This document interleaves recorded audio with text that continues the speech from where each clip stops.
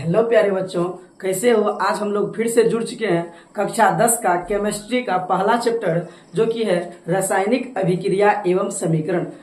पिछले वीडियो में हम लोगों ने प्रश्न संख्या 1 से 13 तक प्रश्न उत्तर किया था और आज हम लोग 13 से आगे, कहने का मतलब 14 से प्रारंभ करेंगे। अगर आप लोग हमारे चैनल पर नए हैं तो हमारे YouTube चैनल महर्षि मेही एजुकेशन को आप लोग सब्सक्राइब एक बार अवश्य कर लें और भी हमारे इसी प्रकार के नए नए वीडियो को देखने के लिए महर्षि मेही एजुकेशन को सब्सक्राइब जरूर करें। अगर आप लोगों को हमारा यह वीडियो अगर पसंद आता है तो एक बार सब लाइक एंड सब्सक्राइब जरूर करें। चलिए हम लोग बढ़ते हैं अपनी वीडियो की ओर, अपने क्वेश्चन की ओर। हम लोगों का जो 14 नंबर क्वेश्चन है वह है अपचयन या अवकरण रासायनिक अभिक्रिया किसे कहते हैं। अपचयन या अवकरण रासायनिक अभिक्रिया किसे कहते हैं? तो आंसर है वैसी रासायनिक अभिक्रिया जिसमें पदार्थ हाइड्रोजन को ग्रहण करता है तथा ऑक्सीजन का त्याग करता है, अपचयन या अवकरण अभिक्रिया कहलाती है। कहने का मतलब है कि वैसी रासायनिक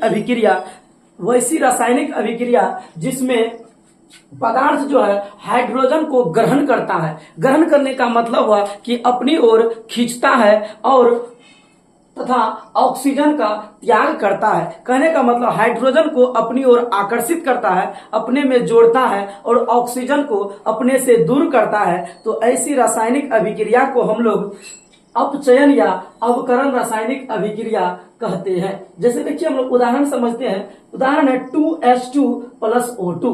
इस रासायनिक अभिक्रिया में 2H2O उत्पाद बना है। अगला उदाहरण है H2 + Cl2 और इसमें उत्पाद के रूप में 2HCl बना है। तो हम लोगों ने जो पढ़ा, चलिए हम लोग पढ़ते हैं अगले प्रश्न की ओर।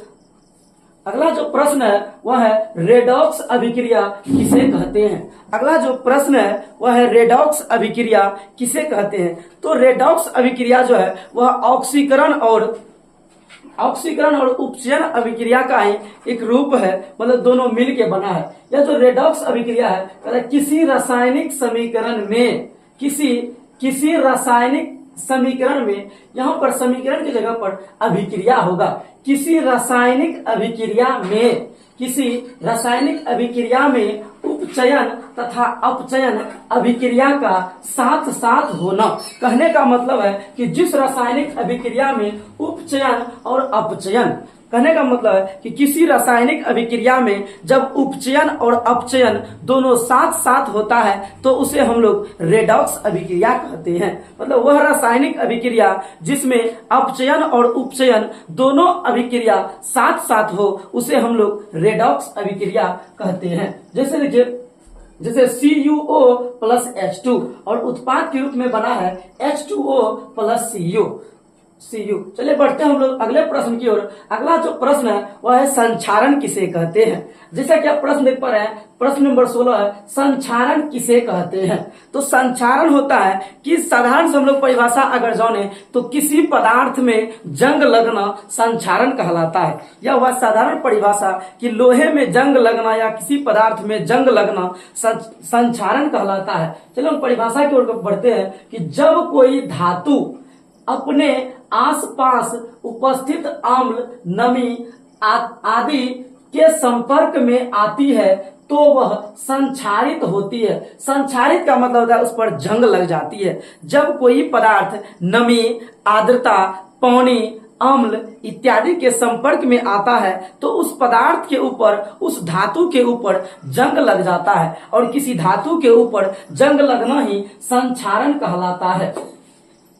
तो इस प्रक्रिया को ही हम लोग संक्षारण कहते हैं। चलिए हम लोग बढ़ते हैं अगले प्रश्न की ओर। अगला जो प्रश्न है वह है कि लोहे को जंग से बचाने के 2 उपाय बतावें। लोहे को जंग से बचाने के लिए 2 उपाय बतावें। सबसे पहले तो हम लोगों ने पढ़ा कि संक्षारण आखिर कहते किसको है। तो संक्षारण हम लोग उसे कहते हैं किसी धातु के ऊपर जंग लग जाता है तो इसे हम लोग संक्षारण कहते हैं। और आखिर संक्षारण होने से किसी पदार्थ को या किसी धातु को हम लोग किस प्रकार बचा सकते हैं, तो चलिए हम लोग पढ़ते हैं। अगर हमारे घर में कोई धातु हो, लोहे का ग्रिल हो, लोहे का खिड़की हो या कहीं पर कोई छड़ हो, उसको अगर हमको जंग से बचाना है तो आखिर हम उसको किस विधि से बचाएं। तो अगर आपको लोहे को जंग से बचाना है या बचाने के दो उपाय निम्न है। देखिए, लोहे को अगर आपको जंग से बचाना है तो आप लोहे के ऊपर कोई अच्छी कंपनी या कोई भी कंपनी वाले से पेंट कर दीजिए, किसी कंपनी के पेंट से उसके ऊपर पेंट कर दीजिए। पेंट करने के बाद लोहे के ऊपर जंग नहीं लगता है। अगर आपको पेंट ना हो तो लोहे पर ग्रीस लगा दे, ग्रीस लगाकर आप लोहे की सुरक्षा कर सकते हैं। लोहे के ऊपर तेल या ग्रीस लगा सकते हैं और पेंट लगाने से लोहे की सुरक्षा हो जाती है, उसे हम जंग लगने से बचा सकते हैं। चलिए हम लोग पढ़ते हैं अगले प्रश्न की ओर। अगला जो प्रश्न है वह है विकृत गंधिता किसे कहते हैं। अगला जो हम लोग का प्रश्न है, विकृत गंधिता किसे कहते हैं। विकृत गंधिता का साधारण सा मतलब है कोई वसा या तरल युक्त पदार्थ का खरा होकर महकने लगना, उससे एक विशेष प्रकार का गंध आने लगता है जो कि हम लोगों के लिए हानिकारक होता है। तो चलिए हम लोग परिभाषा की ओर बढ़ते हैं कि किसी तेलीय या वसा युक्त पदार्थ का, किसी तेल युक्त कहने का मतलब है कि जिस पदार्थ को हम लोग तेल में छौंकते हैं या तेल में बनाते हैं उसी को हम लोग तेल युक्त पदार्थ कहते हैं। कहता है किसी तेलीय या वसा युक्त पदार्थ का खुले वातावरण में रहने के बाद, मतलब अगर हम लोग तेल में छके गए या फ्राई किए हुए पदार्थ को कुछ देर तक खुले वातावरण में छोड़ दें, खुले वातावरण में रहने के बाद ऑक्सीजन से क्रिया कर लेता है। वह जो जिस पदार्थ को हमने खुले वातावरण में छोड़ दिया था, तेलयुक्त या वसायुक्त पदार्थ को जब खुले वातावरण में छोड़ दिया जाता है तो वह ऑक्सीजन से क्रिया कर दुर्गंधित, दुर्गंधित का मतलब वह बदबू देने लगता है, वह महकने लगता है, हम लोगों को अनकंफर्टेबल महसूस होने लगता है, मतलब दुर्गंधित। स्वादहीन का मतलब हुआ कि उसमें स्वाद नहीं रहता है, उसको जब आप खाइएगा तो वह आपको फीका लगेगा, एकदम बेकार लगेगा।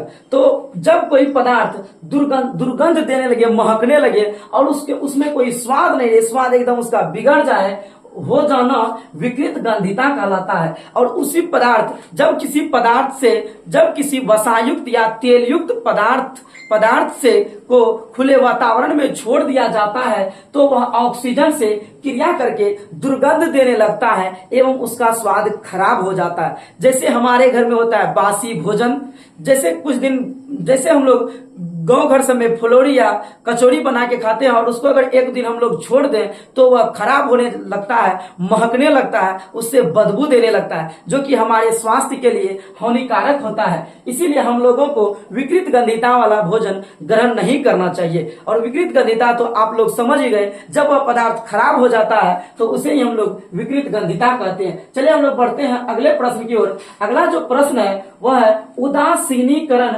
अभिक्रिया किसे कहते हैं। उदासीनीकरण अभिक्रिया किसे कहते हैं, चलिए हम लोग देखते हैं। ऐसी अभिक्रिया जिसमें कोई अम्ल किसी भस्म के साथ अभिक्रिया करके लवण और जल बनाता है, मतलब वह रासायनिक अभिक्रिया जिसमें कोई अम्ल या क्षार, आप क्षार भी बोल सकते हैं और भस्म भी बोल सकते हैं, जब किसी रासायनिक अभिक्रिया में अम्ल क्षार से अभिक्रिया करके या अम्ल भस्म से अभिक्रिया करके लवण और जल का निर्माण करता है। जब किसी रासायनिक अभिक्रिया में अम्ल क्षार से अभिक्रिया करके लवण और जल बनाता है तो इसी अभिक्रिया को हम लोग उदासीनीकरण अभिक्रिया कहते हैं। और इसका जैसे होता है HCl मतलब हो गया हाइड्रोक्लोरिक अम्ल, HCl मतलब हाइड्रोक्लोरिक अम्ल और NaOH मतलब सोडियम हाइड्रोक्साइड। तो HCl यह हुआ HCl अम्ल हो गया और NaOH एक क्षार है। जब यह दोनों आपस में अभिक्रिया करता है तो लवण का मतलब होता है नमक, लवण का मतलब होता है नमक और नमक का सूत्र होता है NaCl। तो आप लोग यहाँ देख सकते हैं कि NaCl यह लवण बना है और H2O यह जल बना है। तो जिस रासायनिक अभिक्रिया में लवण और जल का निर्माण होता है, उसी अभिक्रिया को हम लोग उदासीनीकरण अभिक्रिया कहते हैं। चलिए हम लोग पढ़ते हैं अगले प्रश्न की ओर। अगला जो प्रश्न है वह है अवक्षेपण रासायनिक अभिक्रिया किसे कहते हैं। अवक्षेपण का साधारण सा मतलब होता है कि वह पदार्थ जो पानी में घुले नहीं, वह पदार्थ जो पानी में घुले नहीं उसे हम लोग अवक्षेप कहते हैं। चलिए लोग पढ़ते हैं प्रश्न की ओर। अवक्षेपण रासायनिक अभिक्रिया किसे कहते हैं। कहते हैं ऐसी रासायनिक अभिक्रिया जिसमें कोई प्रतिफल ठोस के रूप में विलयन से पृथक हो जाता है। पृथक का मतलब वह बाहर निकल जाता है, तो अवक्षेपण रासायनिक अभिक्रिया कहलाता है। चलिए हम लोग इस परिभाषा को और थोड़ा डिटेल्स में पढ़ते हैं। कहता ऐसी रासायनिक अभिक्रिया मतलब वह रासायनिक अभिक्रिया जिसमें कोई प्रतिफल, प्रतिफल का मतलब हुआ जिस पदार्थ को हमने अभिक्रिया में भाग लेने के लिए चुना है, जिस पदार्थ को हम लोग अभिक्रिया में भाग लेने के लिए चुनते हैं उस पदार्थ को हम लोग प्रतिफल कहते हैं। तो जिसमें कोई प्रतिफल ठोस के रूप में, प्रतिफल का मतलब होता है जो उत्पाद हमको प्राप्त हुआ। प्रतिफल का मतलब होता है जो उत्पाद हमको प्राप्त हुआ और जो रासायनिक अभिक्रिया में भाग लेता है उसे हम लोग अभिकारक कहते हैं। जो रासायनिक अभिक्रिया में भाग लेता है उसे अभिकारक कहते हैं, और जो अभिक्रिया करने के बाद जो पदार्थ बनता है उसे हम लोग प्रतिफल या उत्पाद या प्रोडक्ट कहते हैं। तो कोई प्रतिफल ठोस के रूप में विलयन से पृथक होता है। कहने का मतलब जैसे हम लोग साधारण से अपने गांव घर में घी बनाते हैं, जब छाली को खूब महा जाता है तो उससे एक पदार्थ ऐसा निकलता है जो कि उस छाली के ऊपर में तैरने लगता है, जिसे हम लोग घी कहते हैं। तो वह जो घी है वह साधारण सा अवक्षेपण रासायनिक अभिक्रिया का एक उदाहरण है, और वह जो घी बना है वह एक अवक्षेप का निर्माण करता है। तो जिस रासायनिक अभिक्रिया में अवक्षेप का निर्माण होता है उसे हम लोग अवक्षेपण अभिक्रिया कहते हैं। तो और इसका जैसे देखिए NaCl प्लस AgNO3 और उत्पाद के रूप में AgCl प्लस NaNO3 बनाता है, जो कि एक अवक्षेपण रासायनिक अभिक्रिया का उदाहरण है। चलिए हम लोग बढ़ते हैं अगले प्रश्न की ओर। अगला जो प्रश्न है कहता है दहन से आप क्या समझते हैं। यह जो परिभाषा है आप लोग कक्षा 8 में भी पढ़ा होगा और आपको मिल गया कक्षा 10 में भी पढ़ने के लिए, तो बहुत अच्छा बात है। चलिए हम लोग इस प्रश्न को भी देखते हैं, दहन से आखिर हम लोग क्या समझते हैं। तो अगर दहन का साधारण सा मतलब समझा जाए तो किसी पदार्थ का ऑक्सीजन की उपस्थिति में जलना दहन कहलाता है। किसी भी पदार्थ का ऑक्सीजन की उपस्थिति में जलना दहन कहलाता है। अगर आप लोग दहन का परिभाषा 8वीं कक्षा में नहीं पढ़े हैं तो आप लोग यहाँ 10वीं में बहुत ही आसान परिभाषा पढ़ सकते हैं कि किसी पदार्थ का ऑक्सीजन की उपस्थिति में जलना दहन कहलाता है। चलिए हम लोग एक साथ परिभाषा पढ़ते हैं। किसी पदार्थ की ऑक्सीजन में जलने पर ऊष्मा और प्रकाश उत्पन्न करना। और आप लोग जानते ही हैं कि जब भी कोई पदार्थ जलता है तो उससे प्रकाश और ऊष्मा दोनों उत्पन्न होता है। इसका उदाहरण आप ठंड में घूरा लगाकर कभी तापे होंगे, तो घूरा जब लहराया जाता है तो उससे प्रकाश भी उत्पन्न होता है, और हम लोग बैठ के उसके सामने हाथ भी सेकते हैं तो उससे गर्मी भी हम लोग को लगता है। तो मतलब वह अभिक्रिया जिसमें ऑक्सीजन की उपस्थिति में जब कोई पदार्थ जलता है तो उसे हम लोग दहन कहते हैं, और दहन में प्रकाश और ऊष्मा दोनों उत्पन्न होता है।